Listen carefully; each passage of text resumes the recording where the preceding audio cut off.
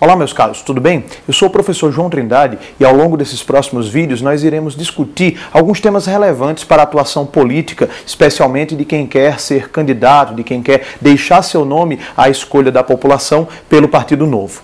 Nesse primeiro vídeo a gente vai falar sobre um princípio fundamental de quem quer se candidatar, que é a questão da separação de poderes. Quer dizer, alguém que deseja ser mandatário, alguém que deseja representar uma parcela da população, tem que saber exatamente como funciona cada um dos poderes do Estado. Obviamente, a nossa ideia aqui não é que você se torne um especialista nessa matéria, mas é que todos nós tenhamos essa noção de o que, por exemplo, um legislador pode fazer, quais as potencialidades e limitações, inclusive em face de outras funções estatais. Bom, o princípio da separação de poderes, se você for pegar em qualquer livro, você vai ver que ele foi propagado por Montesquieu. Montesquieu, lá antes da Revolução Francesa, até mesmo, ele já falava do princípio da divisão de poderes. Tá, mas o que isso interessa na prática? Isso interessa em relação à finalidade da separação de poderes. Para que separar os poderes? Por exemplo, a tripartição de poderes, os poderes legislativo, executivo e judiciário, tal como são previstos no artigo 2º da Constituição Federal, eles são independentes e harmônicos. Mas em que isso interessa para o cidadão? Aí a gente precisa voltar lá para Montesquieu, na sua famosa obra O Espírito das Leis. Ele dizia o seguinte: é uma verdade eterna e imutável que todo aquele que tem o poder tende a abusar dele. E aí eu comento, essa é realmente uma preocupação que todos nós compartilhamos, né? O abuso do poder por parte do Estado. Quer dizer, o Estado, o poder público, ele tem um poder enorme em suas mãos e, obviamente, qualquer governante, ele fica tentado a abusar desse poder. E aí Montesquieu prossegue dizendo, dessa forma, para evitar o abuso e o arbítrio, é preciso que o poder limite o próprio poder. Vejam bem, essa frase é lapidar. Para evitar o abuso e o arbítrio, é preciso que o poder limite o próprio poder. Então, qual é a ideia de divisão de poderes na obra de Montesquieu e que perdura até hoje? É separar para limitar. É dividir para evitar o abuso e o arbítrio. Então, alguém que se preocupa em evitar abusos do poder do Estado vai se preocupar forçosamente em assegurar de maneira rígida e assegurar de maneira firme o princípio da separação de poderes. Na verdade, há até quem critique esse nome separação de poderes, mas é como ele é tradicionalmente conhecido. Há quem prefira, por exemplo, o termo independência e harmonia entre os poderes, que é o que diz o artigo 2º da Constituição Federal, abre aspas, são poderes da União, independentes e harmônicos entre si, o legislativo, o executivo e o judiciário. É bem verdade que, além desses três poderes, nós também temos outros órgãos autônomos, nós também temos outras instituições do poder público que, embora não sejam formalmente um poder, são quase que equiparados a isso. É o caso, por exemplo, do Ministério Público, é o caso também da Defensoria Pública e, para alguns, é o caso também do Tribunal de Contas. Em relação ao Tribunal de Contas, nós veremos em vídeos mais à frente que existe uma divergência se ele integra ou não o poder legislativo. Mas isso é algo que não interessa nesse momento diretamente. Então veja só, nós temos o legislativo, o executivo e o judiciário como poderes da União. Essa estrutura de poderes, ela é replicada na esfera estadual. Então, quer dizer, na esfera dos estados, nós também temos a presença dos três poderes. Apenas no Distrito Federal é que não há três poderes propriamente ditos, por uma peculiaridade da estrutura distrital. É que, em relação ao Distrito Federal, o artigo 21, incisos 13 e 14 da Constituição Federal, dizem que o poder judiciário no Distrito Federal, ele é organizado, custeado e mantido pela União. Quer dizer, em relação ao Distrito Federal, portanto, não há três poderes próprios, há apenas o legislativo e o executivo, porque, como eu disse, o judiciário ele é organizado, custeado e mantido pela União. Também em relação aos municípios, não há três poderes completos, porque nos municípios também não há poder judiciário próprio. O poder judiciário na esfera municipal é exercido pela Justiça Estadual. Bom, mas como a gente está imaginando aqui uma candidatura à esfera federal ou à esfera distrital, estadual, etc., a gente vai trabalhar então com a separação de poderes em nível federal e com a separação de poderes em nível estadual e distrital. Então vamos lá. Na esfera da União, além dos 3 poderes, como eu falei, nós temos também órgãos autônomos como o Ministério Público e a Defensoria Pública. Mas em relação aos 3 poderes, como eles são exercidos, quais são suas funções típicas e atípicas e como eles interagem entre si. Veja só, a gente tem como o poder executivo da União como sendo titularizado pelo presidente da República, com o auxílio do vice-presidente da República e dos ministros de Estado, ministro da Justiça, ministro da Fazenda, ministro das Relações Exteriores, etc. É o que diz o artigo 76 da Constituição Federal. Em relação ao poder legislativo na esfera da União, nós temos, pelo princípio do bicameralismo, artigo 44 da Constituição Federal, nós temos o poder legislativo exercido de maneira bicameral. O Congresso Nacional é o órgão que exerce o poder legislativo na esfera federal, mas ele internamente se bifurca. Internamente ele se divide em 2 casas legislativas, a Câmara dos Deputados e o Senado Federal. E em relação ao poder judiciário, o judiciário na esfera federal, nós temos os juízes e tribunais da esfera federal, como, por exemplo, o Supremo Tribunal Federal, o Superior Tribunal de Justiça, a Justiça Federal, os juízes federais, os tribunais regionais federais, etc. Esse é o quadro da separação de poderes na esfera da União. E como é que é na esfera estadual? Na esfera estadual, inclusive, nós temos um princípio implícito na Constituição Federal, que é o princípio da simetria. O que diz esse princípio da simetria? Que as normas básicas de separação de poderes e de outros princípios fundamentais da Constituição Federal, eles são de observância e de respeito obrigatório na esfera estadual. Pois bem, como é que se dá a tripartição de poderes na esfera dos estados? Na esfera dos estados nós temos o executivo, exercido pelo governador, com o auxílio do vice-governador e dos secretários de estado.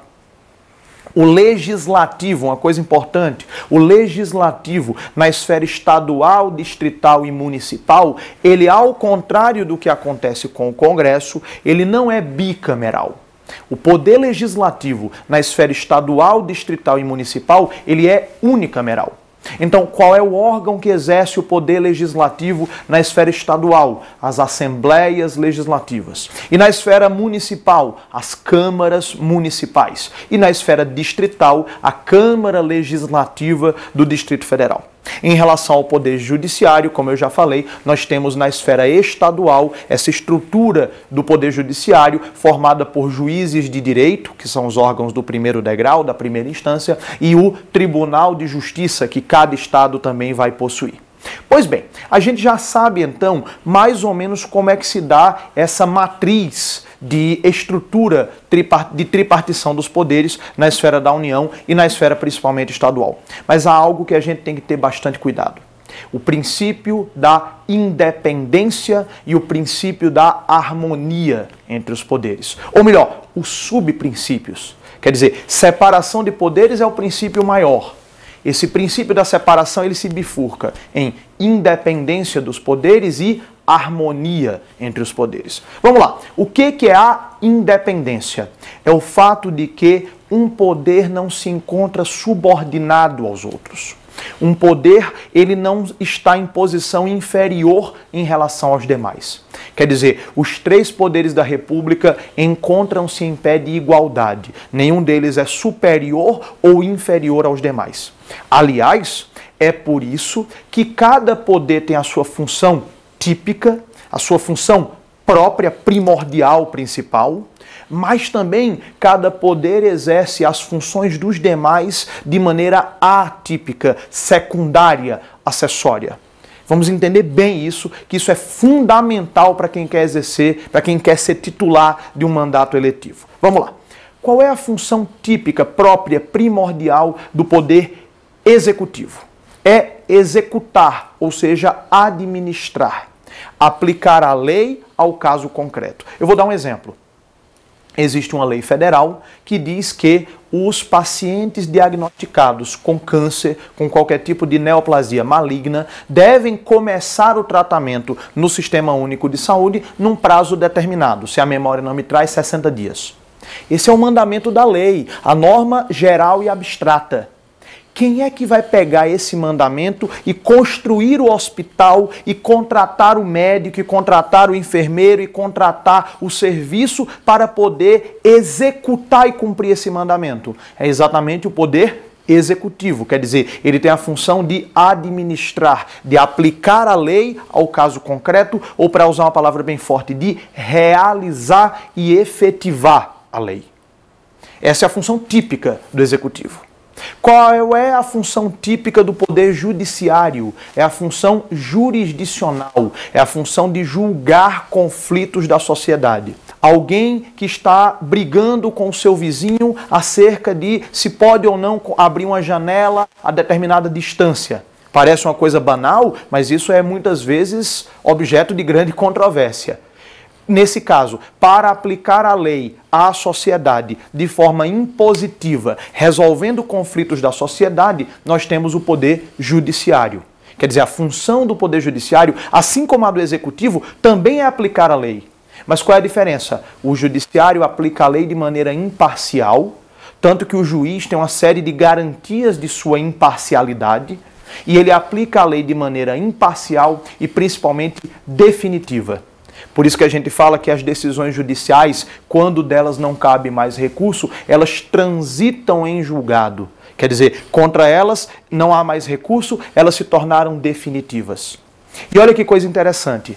Se houver uma disputa entre um particular, por exemplo, e o próprio Estado, a administração pública, o poder executivo, o particular pode recorrer ao judiciário. Para o judiciário, por exemplo, garantir uma vaga numa UTI de um hospital público. Quer dizer, a decisão da administração pública, do poder executivo, ela aplica a lei ao caso concreto. Mas sempre que alguém achar que um direito seu foi lesado ou foi ameaçado de violação, é possível recorrer ao judiciário. Inclusive, depois você dê uma olhada no artigo 5º, inciso 35 da Constituição Federal. Ele vai dizer, abre aspas, a lei não excluirá da apreciação do Poder Judiciário nenhuma lesão ou ameaça de lesão a um direito. Quer dizer, sempre que eu achar que um direito meu foi violado ou que ele está ameaçado de violação, eu tenho a garantia de recorrer ao Poder Judiciário. Mas e o Poder Legislativo? Quais são as funções típicas do Poder Legislativo? Nós temos duas funções, o pessoal só lembra de uma, mas nós temos duas funções típicas do Poder Legislativo. Primeira função típica, legislar. Editar comandos para a sociedade e para o Estado. Editar normas jurídicas gerais e abstratas. O que é uma norma geral? É aquela norma que se aplica a pessoas indeterminadas, não é feita para atingir pessoas específicas. E o que é uma norma abstrata? Uma norma que trata de situações em tese e não de casos concretos. Então, por exemplo, é o poder legislativo que vota as leis, os decretos legislativos, as emendas constitucionais. Ok. Mas há uma função importantíssima de fiscalizar. Não só fiscalizar as contas do governo, mas também fiscalizar os atos dos demais poderes, especialmente os atos do Poder Executivo. Então, por exemplo, criar uma comissão parlamentar de inquérito, requerer uma tomada de contas especial ao Tribunal de Contas, isso é função típica, primordial do Poder Legislativo. Aliás, uma nota histórica importante, o Poder Legislativo, tal como nós o entendemos hoje, ele surgiu lá na Inglaterra, na Baixa Idade Média, e surgiu com a função de fiscalizar. Somente muito tempo depois, só depois da Revolução Puritana e Gloriosa, é que houve essa função de legislar. Além dessa função típica de legislar e de fiscalizar, o Poder Legislativo também exerce as funções dos outros poderes. Na verdade, cada poder exerce a sua função de maneira típica, mas também exerce as funções dos demais de maneira atípica, acessória. Porque, veja, a função de administrar é do Poder Executivo, ok. Mas o Legislativo também administra. quando ele, por exemplo, se auto-administra, quando ele nomeia seus próprios servidores, quando ele faz suas próprias contratações. O judiciário é a mesma coisa. É claro que não é a função principal do poder judiciário a de administrar, mas ele também se auto-administra de maneira atípica, secundária. Mesmo a função de legislar, isso é interessante. O judiciário também legisla de maneira excepcional, quando elabora, por exemplo, os seus regimentos internos. O funcionamento interno de cada tribunal não é regulamentado por lei, é regulamentado pelo regimento interno de cada tribunal, que o artigo 96 da Constituição diz que é elaborado pelo próprio tribunal. O Poder Executivo legisla? E como não? Às vezes até muito mais do que deveria. As medidas provisórias, por exemplo, são um caso em que o Poder Executivo está legislando. E todos os poderes também exercem uma função jurisdicional, uma função julgadora. Ora, o Executivo julga seus próprios servidores nos processos administrativos disciplinares.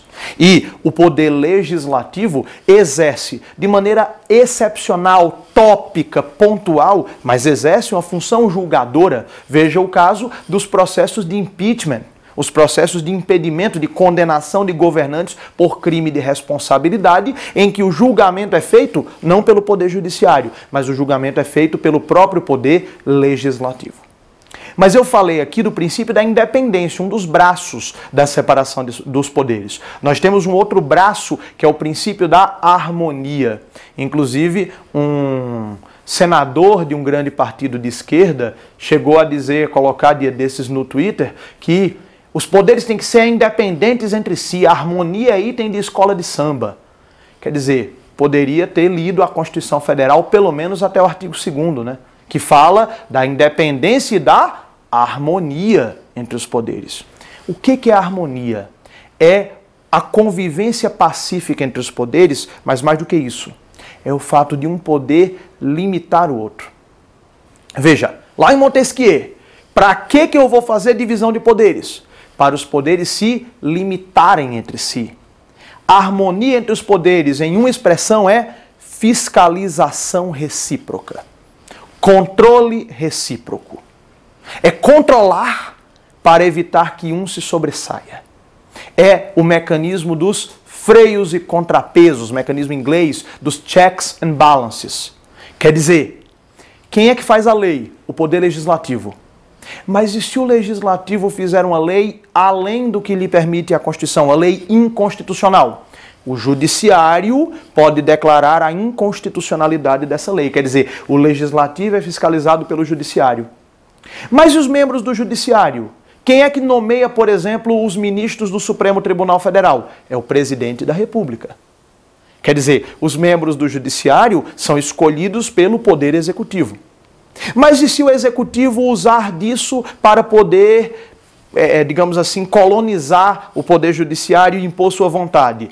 Existe o controle também do membro do Executivo, do presidente, que pode sofrer impeachment pelo Poder Legislativo. E a escolha dos membros do STF pelo presidente passa pelo crivo e pela aprovação do Senado Federal, que é um órgão do Poder Legislativo. O que é isso? Essa ciranda é um círculo virtuoso de controle recíproco, de fiscalização recíproca. É isso que é harmonia entre os poderes. Por isso, eu repito, por isso que a Constituição diz, são poderes da União independentes, quer dizer, não subordinados, e harmônicos, quer dizer, reciprocamente fiscalizados, o Legislativo, o Executivo e o Poder Judiciário. No ambiente virtual de aprendizagem, você vai ter acesso a um texto complementar em que nós também tratamos desses temas aqui acerca da separação de poderes e nós trazemos também algumas explicações adicionais, alguns exemplos e especialmente referências, se você quiser aprofundar essa temática do princípio da separação de poderes. Nós também veremos isso, destrincharemos isso ao longo dos próximos vídeos, mas você já pode acessar esse material de apoio para poder revisar e aprofundar o que a gente viu nesse primeiro vídeo. É isso aí, até o nosso próximo encontro e bons estudos!